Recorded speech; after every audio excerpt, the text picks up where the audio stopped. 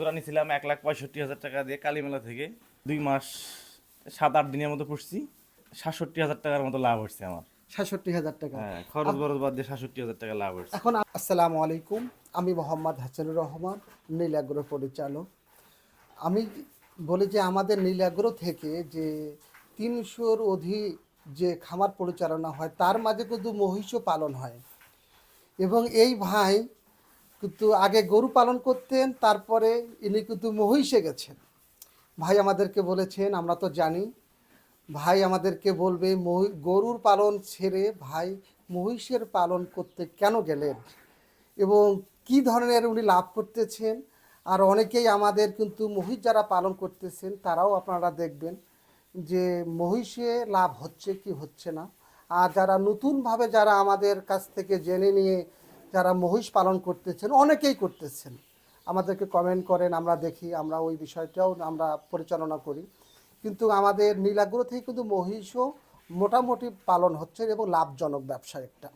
যারা নতুন উদ্যোক্তা হতে চাচ্ছে আর যারা গরু পালন করতেছেন তাদের মাঝেও কিন্তু অনেকেই কিন্তু মহিষ পালন করতেছেন। আর মহিষ পালন করার কিন্তু একটা পরিকল্পনাও করতেছেন। যারা পরিকল্পনা করতেছেন তারাও এই ভিডিওটার মাধ্যমে আপনারা দেখবেন, আপনারা সাহস পাবেন ইনশাল্লাহ। কিন্তু আমরা ভাইয়ের কাছ থেকে জানতে চাবো যে গরু পালন ছেড়ে মহিষ পালনে কেমনে আসলেন, কেন আসলেন?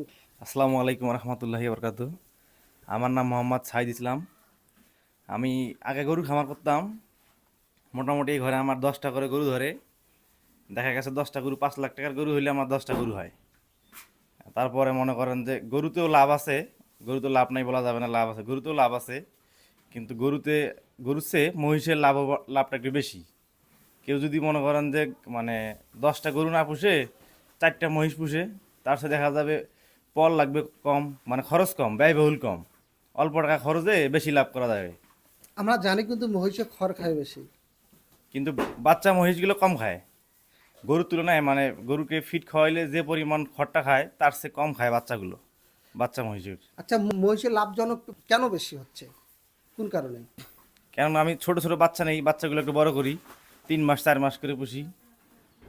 এই ছোট বাচ্চা বড় করি, তারপরে মনে করেন যে এই গরুতে পুষতে গেলে দেখা গেল 10টা গরু পুষতে গেলে 2টা লোকের প্রয়োজন। আর 4টা মহিষ পুষতে গেলে লোক একটাই লাগে, ওখানে দেখা গেল যে একটা লোক সেভ হয়ে গেল। কারণটা কি? কারণটা মনে করেন যে 5 লাখ টাকার গরু কিনলে যেমন 10টা গরু পোষা যায়, জায়গা লাগে বেশি, খড় লাগে বেশি। ওই টাকা দিয়ে আমি মনে করেন 4টা মহিষ, ওই টাকা দিয়ে 4টা মহিষ কিনি। কিনিয়ে দেখা যায় না, খড়ও লাগে কম, খাদ্যও কম লাগে এবং সময়ও কম লাগে, একটা লোকের সময় কম লাগে। আচ্ছা, আপনি মহিষ পালন করতে গিয়ে দেখতে আপনি ছোট মহিষের কথা বললেন, কিন্তু আপনার পিছনে দেখা যাচ্ছে কিন্তু বড় মহিষ।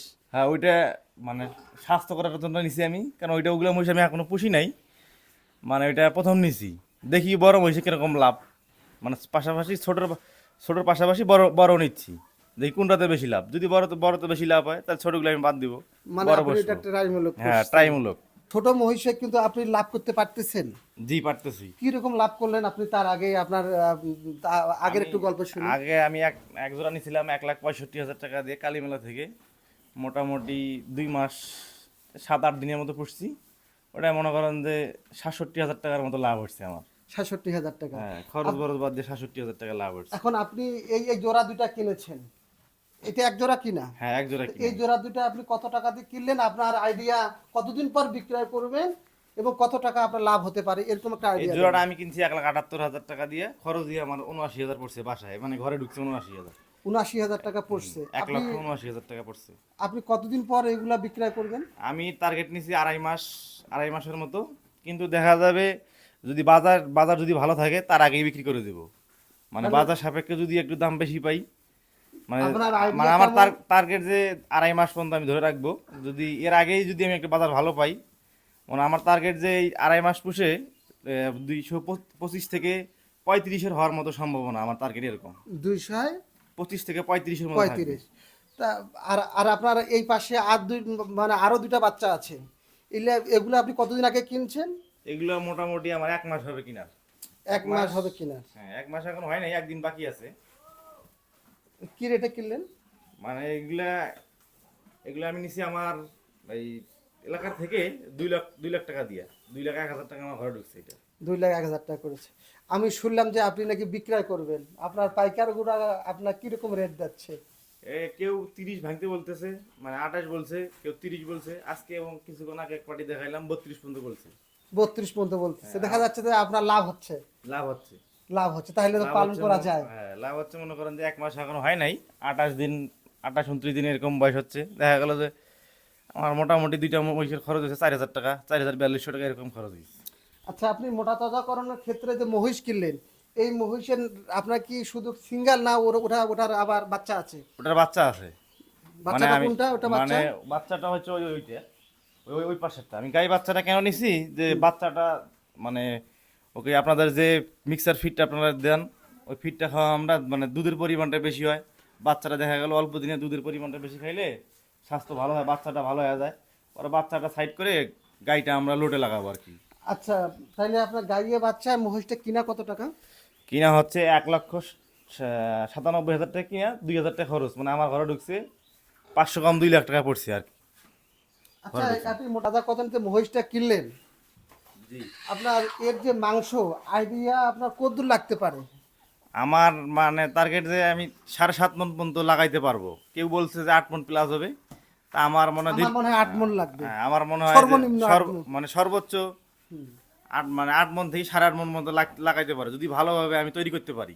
তা 8 মণ লাগাইলে তো আপনার আপনি যে টাকায় কিনেছেন এই মহিষটাই তো আপনার হয়ে যাবে। হ্যাঁ, আমি টার্গেট নিছি যে মনে করেন যে 200 না হলেও 190, 85, 90, মানে 200-র কাছাকাছি চলে যাবে আর কি। 200 কাছাকাছি। আর কিনা আছে কত টাকা? মানে 2 লাখ, গাই বাচ্চা সহ 2 লাখ, 500 কম 2 লাখ। 500 কম 2 লাখ। জি। তাহলে বাছুরটা তো আপনার আবার অনেক টাকা বেচা বিক্রি হবে। বাছুরটা আমি 1,10,000। দেখেই আপনার বাছুরটা আমাদেরকে দেখান তো, যে কিরকম গাই বাচ্চা কিনলে যে মানুষ যারা লাভ করতে পারবে। এটা এই বাচ্চাটা নিতে আমি ওটা ষাঁড় বাচ্চা, ষাঁড় বাচ্চা। মানে আরিয়া, আরিয়া বাচ্চা। মানে এক কথায় বলতে পারি সবার জন্য বোঝার সুবিধা হবে আরিয়া বাচ্চা। আরিয়া বাচ্চা। এটা তো অনেক সুন্দর মাথা হ্যাঁ। এবং মেদ। তাহলে এটা আমরা এটা আপনি রাখবেন, হ্যাঁ, এটা আমি রাখবো। ওইটা মোটা তাজা করে বিক্রি করে দেবো। বিক্রি দেওয়ার পরে এটা রাখবেন। জি। এটা আপনার রাখবেন 6 মাস 1 বছর এই ধরনের? না না, ওরকম না, 4 মাস পর্যন্ত রাখবো, সর্বোচ্চ 4 মাস। 4 মানে মাস। হ্যাঁ, 4 মাস পরে এটা বিক্রি হবে কেমন? মনে করেন যে আমি টার্গেট নিছি 120, 20-25 টার্গেট নিছি। দেখা গেল যে মানে 120-25 হইলো না, 110-15 হইলো। ওই টাকা দিয়ে আমি আর একটু কম দামি মহিষ পাচ্ছি, মানে আমার এলাকায় শুকনো মানে মহিষ পাইতেছি। যদি এরকম মহিষ পাই তাহলে আমি 110-15 হইলেই বিক্রি করে দিব। 125, 20-25-এর অপেক্ষা থাকবো না। যদি 3 মাসের আমার টার্গেট, এর মধ্যে যদি আমি আশেপাশে কোনো শুকনো মহিষ পাই তাইলে হয়তো অল্প লাভে ছেড়ে দিব, হয়তো আর এক ভাইয়ের জন্য দিয়ে দিব আমি। আপনারা অনেক কথা শুনলেন আমাদের মহিষের বিষয়।